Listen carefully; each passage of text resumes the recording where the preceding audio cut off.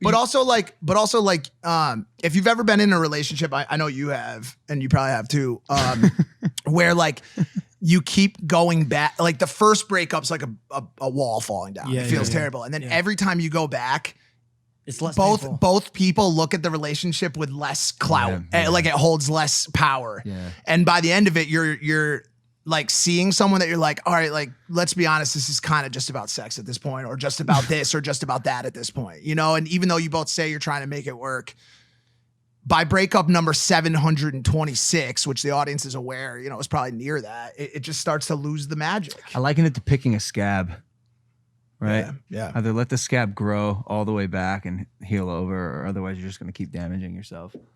You got an excerpt there. You read it to me. I liked it. I'd like you to... Jake Broido gave me this book, Sex, Drugs, and Cocoa Puffs by Chuck Klosterman.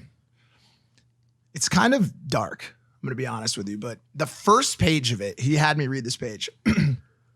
No woman will ever satisfy me. I know that now, and I would never try to deny it. But this is actually okay because I'll never satisfy a woman either. Should I be writing such thoughts? Perhaps not. Perhaps it's a bad idea. I can definitely foresee a scenario where this first paragraph could come back to haunt me, especially if I somehow become marginally famous. If I become marginally famous, I will undoubtedly be interviewed by someone in the media, and the interviewer will inevitably ask, 15 years ago, you wrote that no woman could ever satisfy you. Now that you've been married for almost 5 years, are those words still true? And I'll have to say, oh God, no, those were the words of an entirely different person, a person whom I can't even relate to anymore. Honestly, I can't even imagine an existence without blank. She satisfies me in ways that I've never even considered. She saved my life, really. Now I will be lying. I won't really feel that way, but I'll certainly say those words, and I'll deliver them with the utmost sincerity, even though those sentiments will not be there. So then the interviewer will undoubtedly quote lines from this particular paragraph, thereby reminding me that I swore I would publicly deny my true feelings, and I'll chuckle and say, come on, Mr. Rose, that was a literary device. You know I'd never really believe that. But here's the thing, I do believe that. It's the truth now, and it will be the truth in the future. And while I'm not exactly happy about that truth, it doesn't make me sad either. I know it's not my fault. It's no one's fault, really. Or maybe it's everyone's fault. And I read that, and honestly, like, coming out of a relationship, it like makes me... that I started to look at myself as not a great partner in, because I was told that a lot. It just has me wondering about my feelings towards dating and towards being in a monogamous relationship at all. Do you think you're a good partner? Yeah.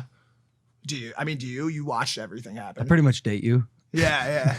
Pretty good. You're good to me. Yeah. No, stop. Yeah. I mean, from what you saw from the sidelines. Yeah, but there were things that in my opinion, were so easy to just stop doing, because you know every woman, every human has buttons, and I know there's a couple you probably didn't need to push sometimes, like the GTA thing is an example. It's all that. Like I wouldn't have flirted with a girl even in a game, right? Because I know that would make my partner probably not feel so great. But I know you're so casual and lax about I guess your loyalty, because it's there, right? You're loyal as sure as the sky is blue in the day, right? And so I think in your mind maybe that gives you a little room to play. Wasn't trying to have sex with anybody. No, I know that. Haven't had sex with anybody and like no, but I'm just backing up what you're saying. Like haven't had sex with anybody else since a year ago, or before we started, whatever it was, before we started dating. Good for you. I mean, I don't know, but that wasn't even really it. It wasn't even those things. I think it was just a combination and just a dramatic incompatibility between the two of us. So I hope I know things will work out for her.